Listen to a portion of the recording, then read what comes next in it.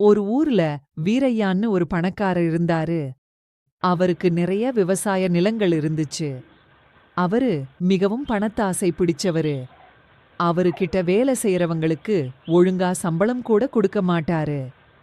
ஒரு நாள் அவரது தோட்டத்துல அறுவடை செஞ்ச நெற்பயிர்களை மாட்டு வண்டியில ஏத்திக்கிட்டு பக்கத்து நகரத்தில் கொண்டு போய் விற்பனை செஞ்சுட்டு வீட்டுக்கு வந்தாரு. வரும் வழியில விற்பனை செஞ்சு வச்சிருந்த 1,00,000 ரூபாயை எங்கோ தொலைச்சுட்டாரு. பின்னர் அவரது மனைவி ஒரு யோசனையை கூறினாங்க.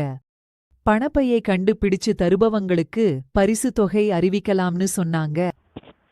உடனே அவர் ஊர் முழுக்க தண்டோரா போட்டு அறிவிச்சாரு. யாருக்கும் பணம் கிடைக்கல. பக்கத்து ஊரில் சோமுங்கிற இளைஞர் இருந்தார். அவர் மிகவும் நேர்மையானவர்.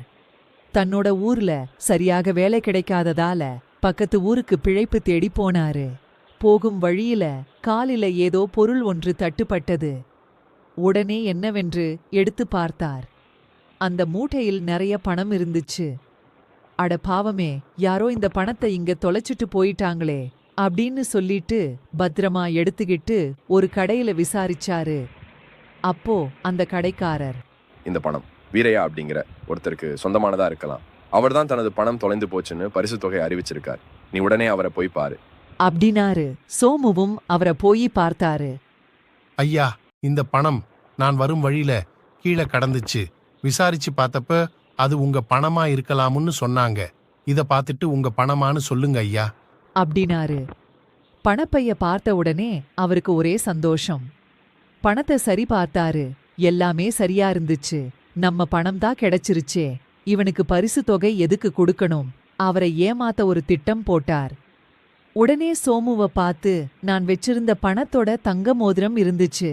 இருந்த பணத்தை விட கம்மியா இருக்கு. மோதிரமும் மீதி பணம் எங்கேன்னு சோமுவ மிரட்டினாரு. ஐயா, நான் ஏதும் அந்த பணத்தை எடுக்கலங்க. உங்ககிட்ட அப்படியே கொண்டு வந்து கொடுத்துட்டேன் அப்படின்னு சொன்னாரு. அவரும் நமக்கு பரிசு இல்லனா பரவாயில்ல, இங்கிருந்து தப்பிச்சா போதும் அப்படின்னு நினைச்சாரு. அதுக்குள்ள வீரையாவோட பணம் கிடைச்சிருச்சுன்னு விஷயத்தை கேள்விப்பட்டு அந்த ஊர் மக்கள், அவனே ஒரு வடிகட்டுன கஞ்சன், அவன் என்னதான் பரிசு தொகை கொடுக்க போறான்னு பார்க்கலாம்னு நிறைய பேர் அங்க வந்துட்டாங்க. நடந்த விஷயத்த பார்த்த ஊர் மக்கள் சோமுவின் மேல எந்த தவறும் இல்லைன்னு புரிஞ்சுகிட்டாங்க. இவனோட அக்கிரமம் நாளுக்கு நாள் அதிகமாகிட்டே இருக்கு, இவனுக்கு சரியான பாடம் புகட்டியே ஆகணும்னு ஊர் நாட்டாமை கிட்ட நியாயம் கேட்டு போனாங்க. வீரையா பணம் காணாம போன கதையும் சோமுதான் அந்த பணத்தை கண்டுபிடித்த கதையையும் சொன்னாங்க. ஏற்கனவே வீரையா தண்டோரா போட்டு சொன்னது ஊர் நாட்டாமைக்கு நன்றாக தெரியும். அதில் தங்க மோதிரம் காணவில்லைன்னு அவர் அறிவிக்கவில்லை, தன்னோட பணத்தை மட்டுமே காணவில்லைன்னு அறிவிச்சிருந்தார். இதிலிருந்து வீரையா பொய் சொல்கிறார் என்று அவருக்கு புரிந்தது. அவருக்கு தக்க பாடம் புகட்ட நினைத்த அவர் தீர்ப்பை வழங்கினார். அதில் வீரையா அவர் வைத்திருந்த பையில் தங்க மோதிரமும் நிறைய பணமும் வைத்திருந்தார். ஆனால் இந்த பையில் அவர் சொன்னதை விட குறைவான பணம் மட்டுமே உள்ளது.